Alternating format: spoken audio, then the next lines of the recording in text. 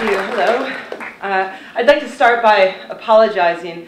I've brought up some tissues here. I'm very ill. It started when I visited your cathedral. There's a chance that I caught the God virus. So I'm going to start with a quotation. I think it's important that we understand that what we want to do here is win the war, not just win the battle. And there will be an opportunity sometime in order to win the big war, and we're looking for that opportunity. That's a direct quote from a speech delivered by John Boehner, the Speaker of the House of Representatives in the United States. And the war he was talking about is a war on women. Language that Boehner and his cronies are now rushing to pretend that they never used, even though they did.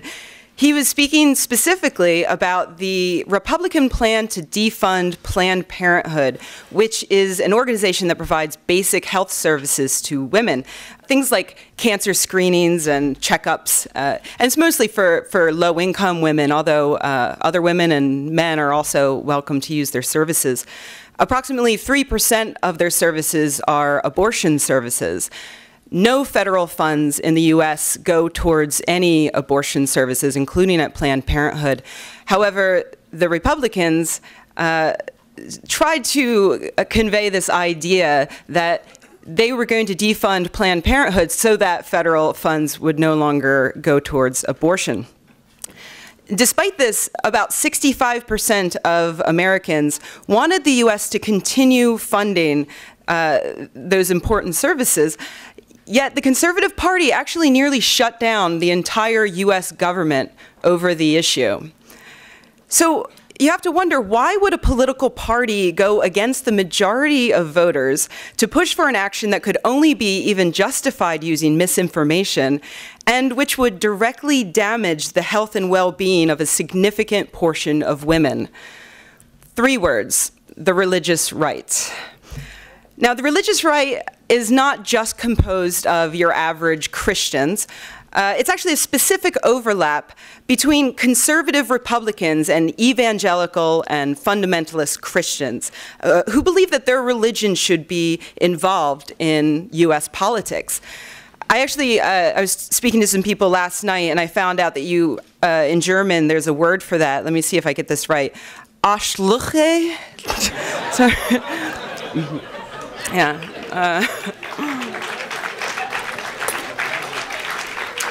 I take it I got that right then. Good. I warned you. Now, the religious right is a very powerful group of politicians, lobbyists, and organizations that are attempting to tear down the wall that separates church and state in the United States so that they might basically set up a theocracy. Groups like Focus on the Family, run by evangelical Christian leader James Dobson, who once attacked the Girl Scouts, you know, the girls that dress in sashes and badges that they get for learning to sew and things like that. He called the Girl Scouts a front for humanism and radical feminism. Focus on the Family has a budget annually of $130 million. Then there's Concerned Women for America, which has a budget of $8 million per year. In the 1980s, they were famous for campaigning against public schools for allegedly promoting secular humanism. 3 of the 5 highest paid positions in Concerned Women for America are held by men. Don't worry, they may not be women, but they are very concerned. Now, these groups do not represent the majority of Americans' views, but they are very powerful, and they are committed to introducing biblical doctrine into the United States government. And for the most part, they're focusing specifically on the biblical doctrine that mandates that women's bodies are not their own. That women's bodies must be controlled by men, lest they should enjoy sex without being punished by babies or disease. To the woman he said, "I will greatly multiply your pain in childbirth. In pain you shall bring forth children, yet your desire shall be for your husband, and he shall rule over you." There it all is, right there in the very first damn book of their Bible. And so they focus on controlling women's bodies in any way that they can. For instance, one thing they're doing is attempting to mandate abstinence-only education. Despite the fact that studies show that states that teach abstinence-only education have the highest rates of sexually transmitted diseases and teen pregnancies in the US. They want to prevent access to any contraception, particularly the birth control pill or what we call the morning after pill, which is also known as Plan B in the US. They call these chemical abortions, which is not true in any sense. This is despite the fact that access to contraception is shown to decrease maternal mortality rates, decrease unsafe abortions, decrease sexually transmitted diseases, and improve education for girls who would otherwise get pregnant and drop out of school. The religious right also opposes legal abortion, of course, often even in the cases of rape, in cases in which it would save the life of the mother, in cases of severe debilitating fetal abnormalities, and in the vast majority of cases in which the abortion is performed on an embryo less than an inch long. Because what this really is about is not saving babies, it's about controlling women's bodies. This is, they oppose abortion despite research, for instance, from the World Health Organization, that shows that when you restrict women's access to legal abortion, the total number of abortions actually stays the same. What increases is the number of maternal deaths. Women continue having abortions, they just go for illegal abortions that end up killing them. Now, these people call themselves pro-life, but that's not a pro-life stance. That's pro-death.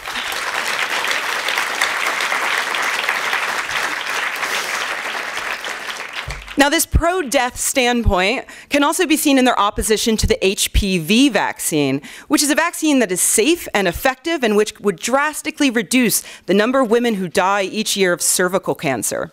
Religious conservatives like Michelle Bachmann, who was actually in the running to become the next president of the United States, she actually publicly gave credence to the idea that the HPV vaccine causes retardation. It does not. The religious right also insists that the vaccine will cause girls to become more sexually active, in the same way that wearing seatbelts causes them to crash their cars into buildings. They're very clear about this. They oppose the HPV vaccine because women should be frightened of having sex. If they make the great mistake of having sex, God has decreed that they must be punished. We see cervical cancer, and they see the almighty hand of God. That can only be described as pro-death. And of course, I haven't even gotten to the vast majority of anti-abortion activists who failed to speak up about the murders of abortion doctors, like George Tiller several years ago, who was killed in Kansas, leaving only one other abortion provider in the entire state of Kansas. For the most part, though, Christian theocracy is not spread through direct violence, but through clever legislation. Last year, US state legislatures introduced nearly 1,000 measures restricting women's reproductive rights. Of those, 69 eventually became law. And I'm going to give you a very brief overview of just a few of the laws that have actually been enacted. In Tennessee, sexual education teachers are now banned from discussing kissing and hand-holding because these activities are seen as gateway sexual activity. In exactly the same way that we ban marijuana for being a gateway drug. Kissing and hand-holding. They're basically outlawing love. That's what they're doing. So that's very depressing. And lest you think that this is only a US problem, you should know that abstinence-only education has made its way over here thanks to US fundamentalists who are pushing the issue here. Just last year, British MP Nadine Dorries introduced a bill that would require abstinence-only education be taught in the UK, but only to girls. In Georgia, where anti-abortion activists have now started fires at 2 abortion clinics this week alone, abortion is now banned at 20 weeks, which is actually unconstitutional in the United States, but that doesn't stop them from trying to pass the laws.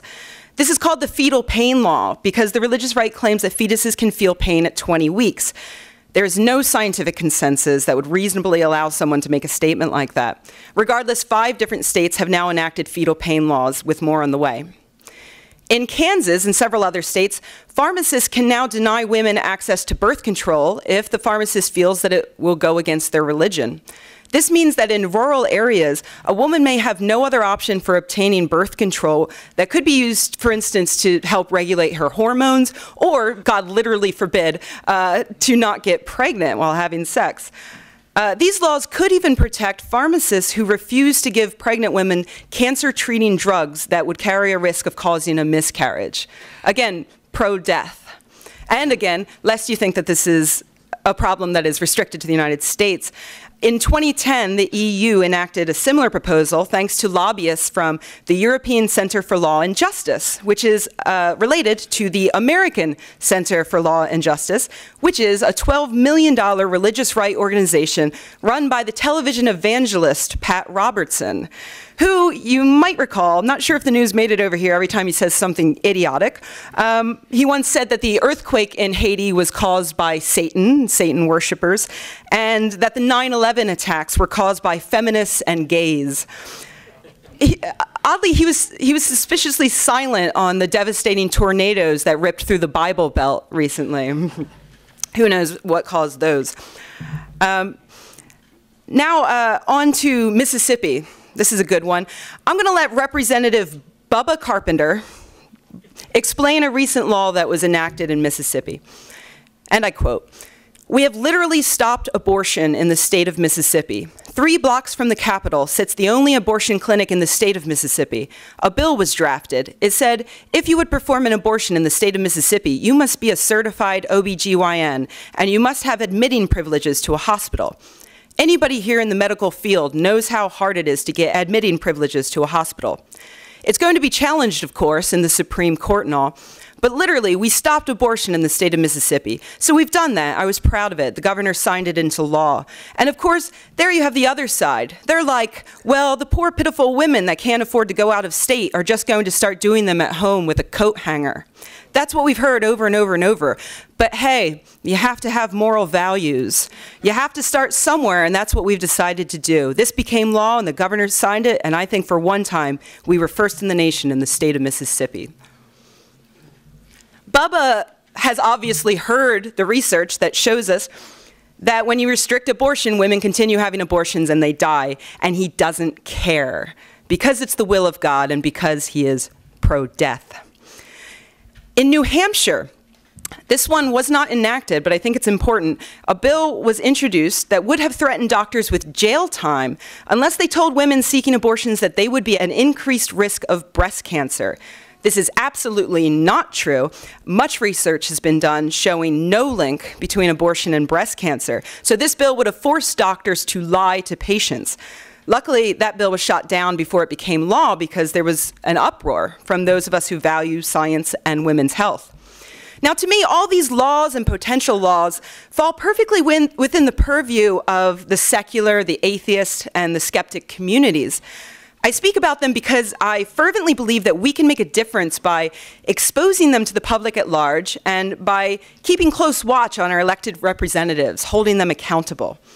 Atheists and skeptics can ally ourselves with organizations that are already fighting these laws, which are mostly feminist organizations like Planned Parenthood, National Organization for Women, and Equality Now. However, I spoke about that New Hampshire law on my podcast, The Skeptic's Guide to the Universe, and I received angry emails from people telling me quite plainly that doctors being forced to give anti-scientific information to patients should not be discussed on a podcast about anti-science if the victims in question are women seeking abortions. When I tell atheists that religious fanatics are harming women in the United States, most people seem to get it. But like the religious right, there's a loud minority who want me to know that this is not a topic that atheists care about. Because the plight of women is a feminist issue, and to this loud minority, feminist issues are for man-hating bitches. And when I point out that bitch is a gendered insult that demeans all women, again, most people get it. But this loud minority tell me that I should shut up, get naked, make them a sandwich. They think that that's being hilariously ironic, and yet their silencing tactics are indistinguishable from the silencing tactics of religious men. When I gently suggest that atheist men should treat atheist women with respect at conferences, to treat them as equals and not objects, most people get it. But the loud minority tell me that it's their right to do as they please, as though courtesy is some outdated religious notion that has no place in a modern atheist space. So I'm told that I'm a cunt, that I'm a whore, that I am a prude. I get messages every day. One man sent me a photo of my own head and shoulders. He told me that he found it on a Google search and that it was so sexual that it's proof that I don't have a reasonable expectation that men should respect my personal boundaries. Hundreds of atheists have informed me that either they wanted to rape me, someone should rape me so that I'll loosen up, or that no one would ever rape me because I'm so ugly. Several people informed me that they would be present at a conference that I was attending, and that if they were alone with me, they'd grope me or otherwise physically intimidate me. Several prominent atheists contacted organizations, including my own podcast, and tried to have me fired, disinvited, or blacklisted. And as an aside, I just want to publicly thank the organizers of this conference for not bowing down to that pressure.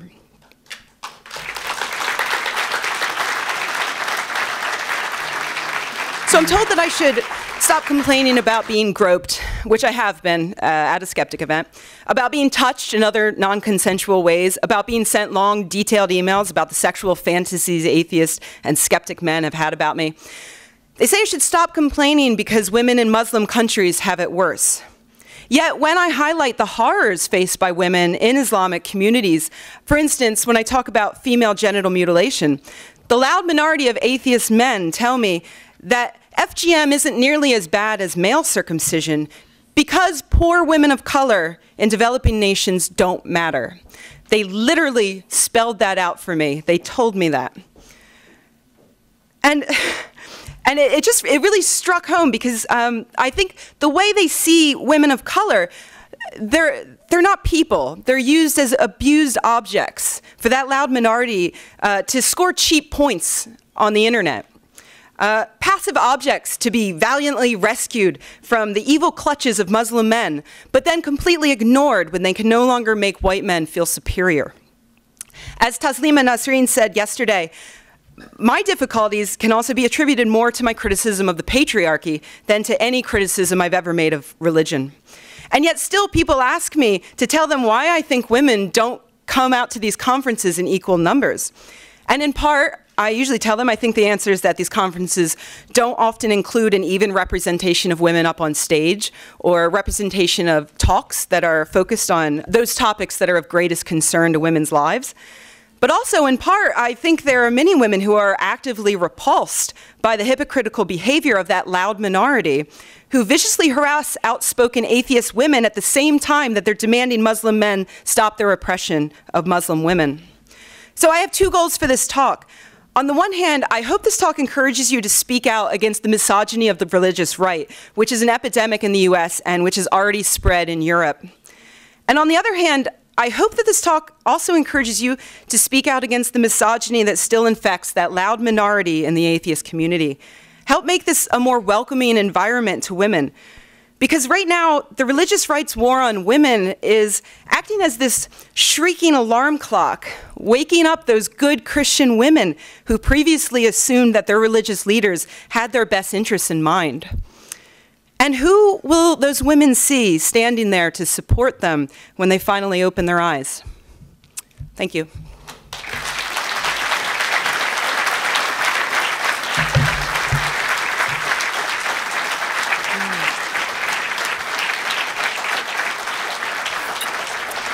So I assume we have time for questions, right? I left a lot of time because I knew there'd be some fun ones.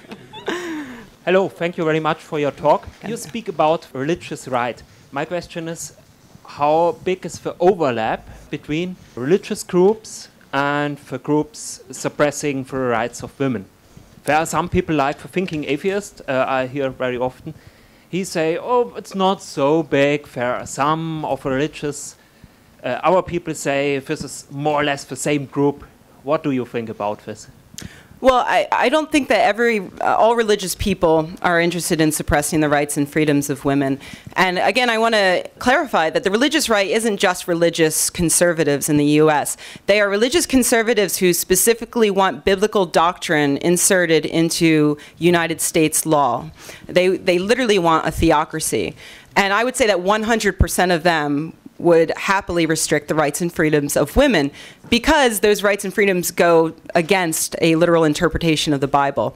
However, there are many, many liberal Christians who would not support that. And there are even many conservatives, I think, who would not support the insertion of biblical doctrine into the United States law.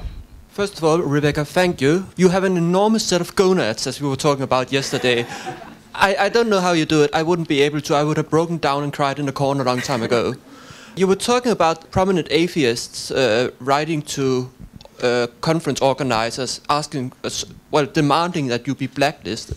But I would hope that if the IPCA and the AAI have received threatening emails about you, I would hope that they would publicize them, just like PC, for example, publicizes his hate mail if there are threats of violence.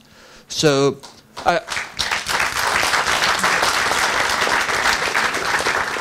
I know it's difficult, but I think we need more naming and shaming. First of all, to address the first thing you said about gonads, we were talking before about how a common American saying is that somebody's got balls, but balls are actually quite weak. But also they're gender specific. Gonads is good for everybody. But yeah, I get a lot of harassment, but I get also a lot of inspiration, particularly from those who support me, and also from people like Taslima, who I see facing 1 million times more harassment and endangerment than, I'm in an extraordinarily privileged position. And that's why I speak out about it, because I can, because I know that there are a lot of other women out there who don't have my privileged position to speak. And so it becomes it's a duty that I gladly take. So, thank you. And to get to the point about naming and shaming, there's been an interesting conversation online happening recently, because at the Women in Secularism Conference in Washington, D.C. last weekend, I was on a panel in which Jen McCrate, who writes at Blaghag, very good blog, she mentioned offhandedly that when she was getting into this community, when she was going out to give her first talks, she had several women independently emailing her, telling her to watch out for certain prominent atheist men because they were known to harass women. And she eventually learned that there's this underground network of whispers saying, where we try to protect each other. And so when she mentioned this, it sparked a really interesting conversation about how do we make these conferences better for women. And I saw some people bring up the idea of naming and shaming, and it actually it broke my heart, because I saw a number of people say, we can't, because Rebecca last year said that an anonymous man happened to hit on her and she wasn't really big on it, and hey, please don't do that. And look what happened to her. Can you imagine what would happen to us if we came out and said, this man grabbed my butt? They would be ripped to shreds on the internet.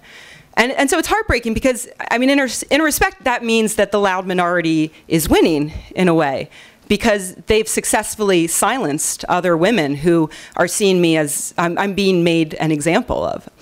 However, out of this conversation is coming a lot of positive stuff. Like, for instance, one of my favorite recommendations, which I think came from either Jen or Stephanie Zahn, who blogs at Almost Diamonds, which is that we should encourage conferences to make a firm statement of anti-harassment policy, and that they should stick to that. If any woman makes a complaint, they should take it very seriously. And that's one small step that could help people feel more comfortable and could help people come out to conferences when otherwise they might be too concerned. So you can check in on those blogs and see the ongoing discussion. It's been really positive overall. Hi, Rebecca. You talked about how the religious right led by men has this war on women. But I guess these men have wives, daughters, sisters, mothers. What do they think about this? The women in their groups, because they must have women supporters. They can't be all male. What do they think? Yeah, that's a good question. They definitely do have women supporters. In fact, the one organization I mentioned, Concerned Women for America, despite the fact that 3 of the 5 highest paid positions are men, the founder is a woman. I forget her first name, but her last name is LaHaye, because she's the wife of Tim LaHaye, who writes Left Behind novels, you know, those apocalypse novels. Beverly, thank you. Oh, I love smart crowds. Helps me out a lot. So yeah, there are a disturbing number of women who have a hand in their own subjugation, and it's not just amongst Christians. You see it in Muslim communities as well. Taslima and I think we're talking about this the other day. There's a group in some country. Where's Taslima? Were we having this discussion? What country was that where there's a group of Muslim women basically advocating for their own subjugation? Indonesia. They are a group of women who are publicly saying that yes, women should be good to their husbands and should, you know, Obedient Wives Club. Thank you. That's literally what it's called, the Obedient Wives Club. Oh, in Malaysia. Thank you. Thank you. So yeah, it's a serious problem because, you know, it does make our jobs more difficult when there are women who are so brainwashed. You know, most of these women have been raised since birth to believe that they are less than men, that if they were to be let loose upon the world without a man helping them, whatever would they do? Women who actually believe that they need to stay covered because men can't control themselves, and so they'll be raped if they don't cover themselves from head to toe. So, I mean, I wish I had a better answer than to just describe how awful it is. But I suppose the response is simply, you know, to continue attempting to reach out to them and educate them. And I think the best people to reach out to them are people from within their own communities who have sort of woken up and escaped that way of thinking. So there are groups like, I think I mentioned Equality Now. I think they're very good at working within communities, with people from those communities. It makes it easier to speak to other women, to educate them, and show them that they can be equal to men. Thank you, Rebecca. I have a question. Can you tell us a bit about the position of the Obama government concerning these trials on the state level to make the laws stronger concerning women's rights, or perhaps of Obama's wife, because she is very, yes, a strong position in the US. Does he stand up against this thinking, or is there any official position of Obama and his government? Unfortunately, not really. The insidiousness of the religious rights attack is in avoiding federal bills. What they do is, the usual plan of attack is to introduce a bill at the federal level that they know will never pass because it's unconstitutional. For instance, the fetal pain law that would outlaw abortion at 20 weeks. They know it'll fail, and when it does, what happens is that all 50 states then immediately submit the exact same bill to their state legislatures, and many Americans pay attention to what's happening at the federal level, but don't pay attention to what's happening at the state level. So these laws are able to sneak through, much to the chagrin of those of us who are shouting and trying to get people's attention. So no, Obama has not been strong on this issue, and in fact, a different but related issue recently is the topic of gay marriage. Everyone was very happy when Obama finally admitted that he's okay with same-sex marriage. Yet, in the same statement, he asserted states' rights in legislating whether or not they would like same-sex marriage. So in that statement, it was actually quite disappointing, because what he's saying is that each state can decide who has civil rights, and that's not a good precedent to set.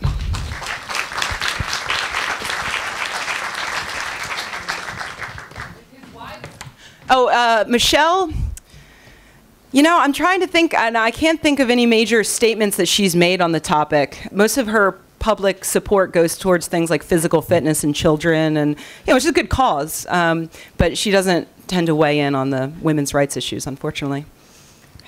Hi, Rebecca. Hi. Do you have any idea what percentage of women do participate online in atheism activism, and versus the number that shows up at conferences like this? Well, first of all, you were in the cathedral with me, right? Yeah. I ran into you. Yeah. Did you get sick? No. No, just me. Okay, just checking.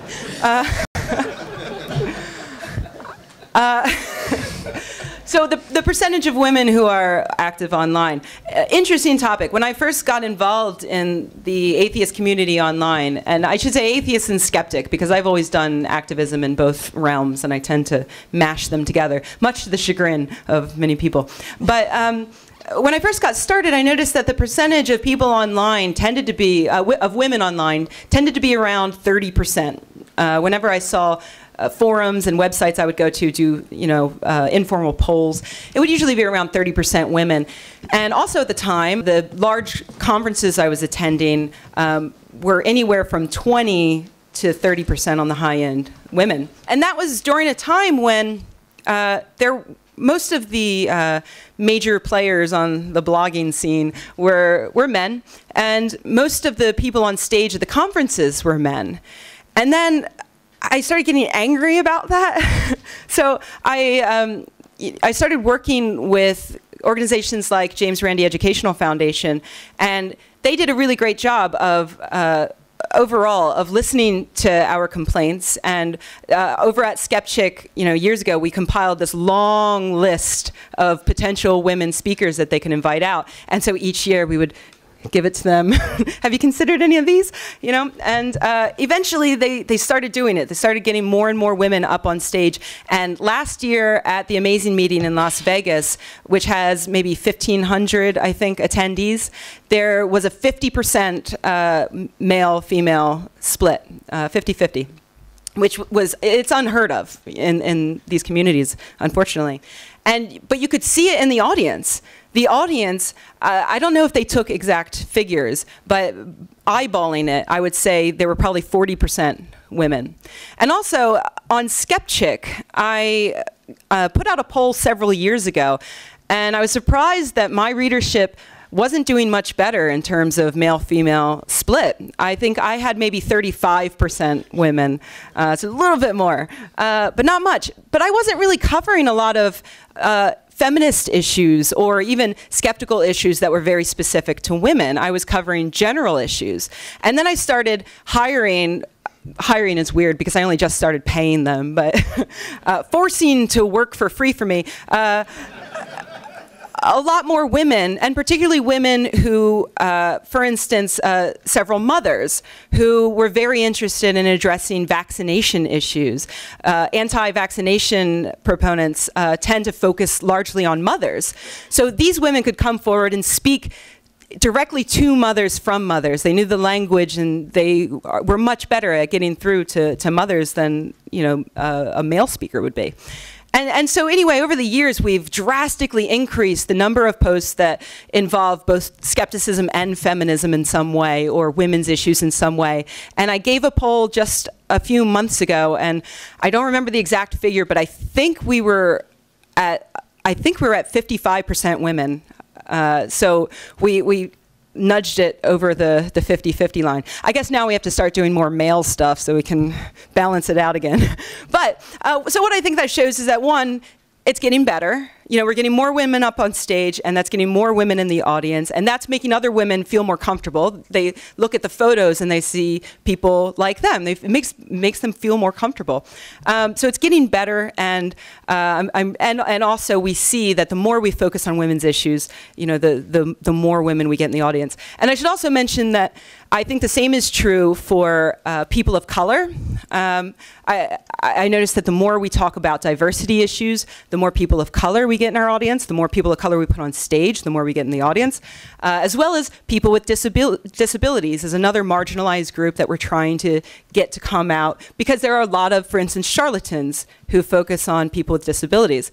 So I think our community gets better the more we think about who these marginalized groups are and how we can relate our message to them and make them feel comfortable in our community. We all get better for it.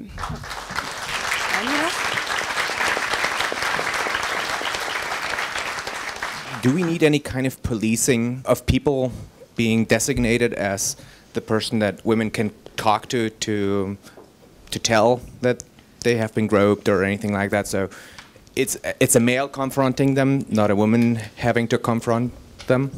I think what'll help is conference organizers who will have the power to, if they need to remove someone from a conference, you know. And also, when the conference organizers step forward and make a bold statement that they, you know, support women in their community, I think it makes women feel a lot better than just if, you know, if it's a random audience member. But that said, you know, the more random audience members we have who are calling out behavior when they see it, you know, if someone says something inappropriate in your presence, you know, especially with men, because sometimes the last woman leaves the room, I've heard, and then all of the, you know, the man talk comes out. And sometimes things will be said that would never be said with the woman in the room. And I think that it's important for the men in the room to say, you know what, that's not cool. Let's cut that out. You know, and I think little things like that can go a long way towards improving the overall dynamic and helping women feel more comfortable. Hi. Has Richard Dawkins responded to you, or even better, apologized to you yet? No and no. That's all I got on that. All right, well, thank you very much, everyone.